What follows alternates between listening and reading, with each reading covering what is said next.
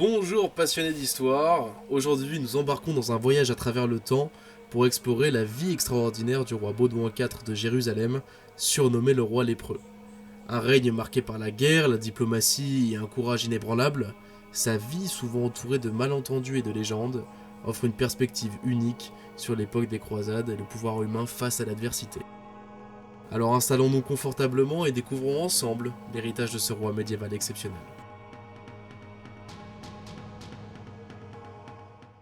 Pour apprécier l'histoire de Baudouin IV, nous devons d'abord nous immerger dans l'ambiance du XIIe siècle.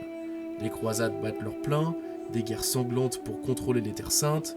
Jérusalem est alors un mélange vibrant de culture et de religion, mais aussi un chaudron de conflits politiques et religieux.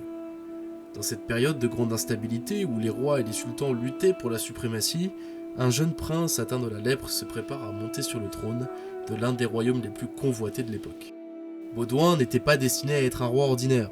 Tout d'abord, il est né dans la famille royale de Jérusalem, et il a été ensuite confronté très tôt à un défi colossal.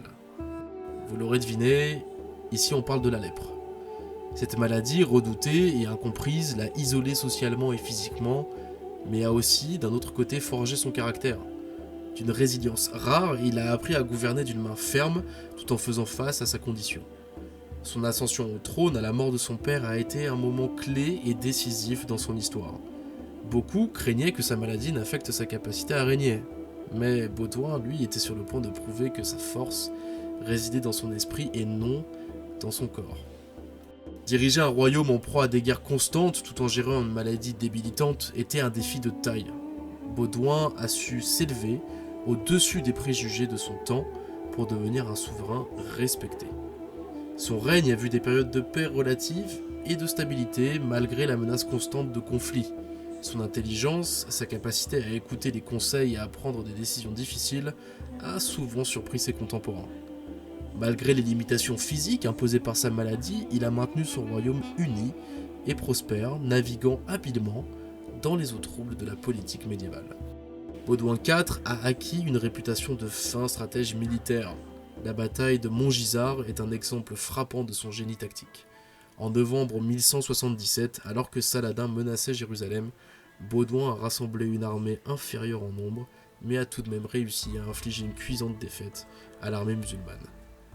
Cette victoire a non seulement renforcé la position de Jérusalem, mais a aussi prouvé que même dans la faiblesse, un leader peut trouver la force de triompher. Ses tactiques et sa capacité à inspirer ses troupes en dépit de son état de santé sont devenus littéralement légendaires. L'aspect le plus remarquable de son règne pourrait bien être sa diplomatie. Baudouin IV a su jongler entre les exigences des barons chrétiens et les tensions avec les voisins musulmans. Ses négociations avec Saladin, en particulier, démontrent sa compréhension profonde des nuances politiques de son époque. Il a souvent opté pour la diplomatie plutôt que le conflit, cherchant à établir des périodes de trêve qui ont apporté une stabilité essentielle à la région. Son approche de la diplomatie était non seulement pragmatique, mais aussi visionnaire, anticipant les conséquences à long terme de ses actions. Baudouin IV est décédé très jeune, à l'âge de 24 ans, mais son impact sur l'histoire des croisades et sur Jérusalem est indéniable. Son règne a démontré qu'un souverain peut transcender des circonstances extrêmement adverses pour laisser un héritage durable.